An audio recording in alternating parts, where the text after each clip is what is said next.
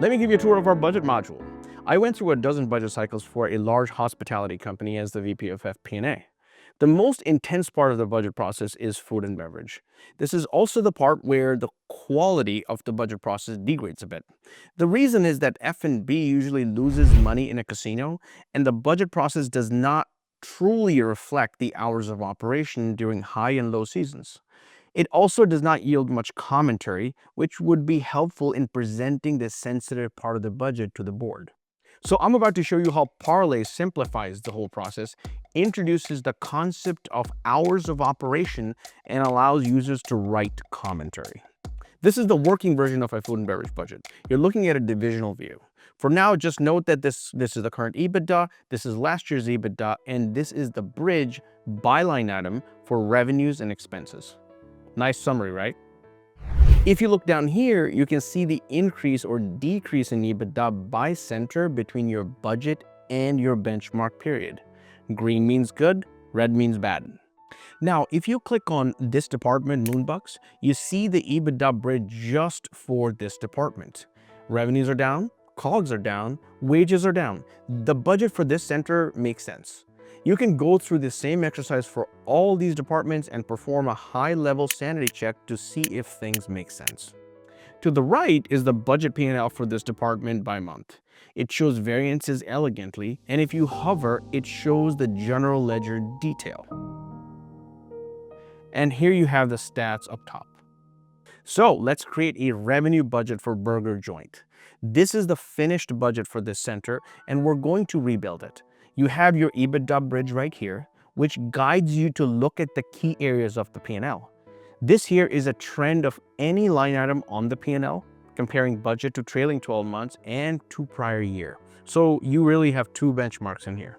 The right section focuses on labor. There are 3 jobs. These are your FTE counts, and the chart shows the year-over-year growth for each.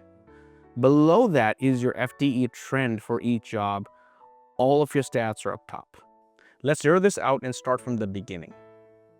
In building this budget, we're going to pick a capture rate and an average check to get to revenue. For COGS, we're going to pick a percentage. For labor, we're going to build the budget by shift and by day. Let's start with revenue. To budget revenue, you need your rooms budget and some historical data about capture rate, average check, and other stats. Your historical data is right here, and your budgeted room nights are right here. You only need to make 2 decisions, capture rate and average check, to get to revenue. As a starting point, we give you 3 historical averages to choose from. You can modify it or overwrite these numbers as well. Let's select the capture rate and average check, add a node, hit submit. You get your budgeted covers, revenue, and a working version of your EBITDA here. We show EBITDA because that is what you're trying to finalize. As you make multiple passes and adjust numbers, you get EBITDA feedback instantly. Beautiful. Let's do the same for COGS. I'm going to run through this very quickly. Now, let's get to labor. You have 3 jobs in this department. This is your historical FTE count, and this is your FTE count by month for the history. The left side shows just your history. We will build a budget in the middle section and see the final results on the right. Let's start with this graph. This graph shows the budgeted covers coming from the revenue section. The first step is to define each month as high, medium, or low volume, and you'll see why in a second. Let's pick the first 2 months as low volume, some as medium, some as high, and sort of curve it out. Next, let's pick our first job. What we're going to do is build a weekly schedule for this job during the low season. Days go across and shifts go down. Let's say we want 2 people off this job on Monday during the day shift. So we will be open for the day shift 7 days a week. I'm going to ramp this up in the medium season and then for the high season as well. And we'll add a little note and hit submit. Now, Parlay will take this data along with your volume curve that you did earlier and calculate the FTE counts. This is your final budget for the job, and you can see how it ramps up during the high season. Behind this budget is the concept of hours of operation, which is often missing from traditional budgets and is extremely important. I'm going to quickly complete the other jobs as well, so bear with me here. So this is your FD account for this department. Now let's go back to the main dashboard.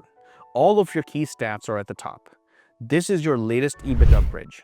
This is your full budget. We have budgeted everything, including payroll taxes and benefits using margins. Payroll also includes your annual compensation adjustments. Here are your jobs. Let's go up one level to the division. This is your divisional EBITDA. Here are the departments we just worked on. Click on it and you get the bridge for this department along with the P&L on the right. That's it. We just budgeted burger joint from scratch. What makes this process easy is that we've narrowed food and beverage budgeting down to a small set of decisions and then sequenced them logically, starting with revenue and working down the P&L.